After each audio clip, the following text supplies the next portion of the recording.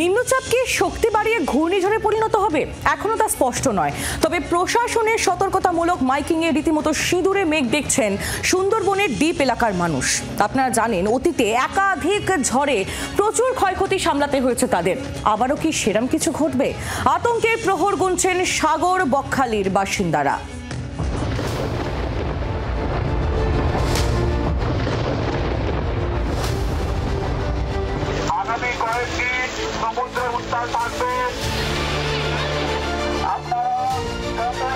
নিম্নচাপের প্রভাব পড়তে শুরু করেছে দক্ষিণবঙ্গ জুড়ে।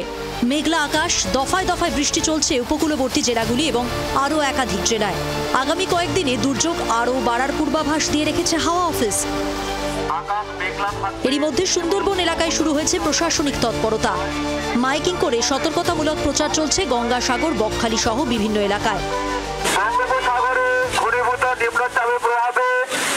আগামী কয়েকদিন সমুদ্রের উত্তাল থাকবে এবং সঙ্গে ঝড়ো হাওয়া বইবে। সকল পুণ্যার্থীদের বলা হচ্ছে আপনারা তাড়াতাড়ি স্নান করে নিজ বাড়িতে ফিরে যান। এই মাইকিং আর উপকূলবর্তী এলাকায় দুর্যোগ মোকাবিলায় প্রশাসনিক তৎপরতা। বিভিন্ন ফ্লাড সেন্টার এবং স্কুলগুলিতে পর্যাপ্ত শুকনো খাবার, পানীয় জল মজুত করা হচ্ছে। মজুত রাখা হচ্ছে ত্রিপল। উপকূলবর্তী এলাকা থেকে যে কোনো মুহূর্তে দ্রুত মানুষকে স্থানান্তরিত করার জন্য প্রস্তুত থাকছে জেলা প্রশাসন। টিভিতেও শুনছি বৃষ্টি ঝড় হবে বলছে। এখন আতঙ্কে আছি আমরা, কি হবে না হবে তা ঠিক জানি না। এখন তো সবাই প্রশাসন এসছে, খবর দিচ্ছে। আমরা রেডি আছি যে কোনো সিচুয়েশনের জন্য। আমাদের কোস্টাল এলাকাগুলোতে এম্বাঙ্কমেন্ট থেকে নিয়ে আমাদের রিলিফ শেল্টার, তারপরে রিলিফ মেটেরিয়ালসগুলো আমাদের স্টকে আছে। কোনো রকম পরিস্থিতিতে আমরা প্রস্তুত আছি। নিম্নচাপ আরও শক্তি বৃদ্ধি করে ঘূর্ণিঝড়ে পরিণত হওয়ার আশঙ্কা রয়েছে, আর সেক্ষেত্রে ঘূর্ণিঝড়ের নাম হবে শক্তি।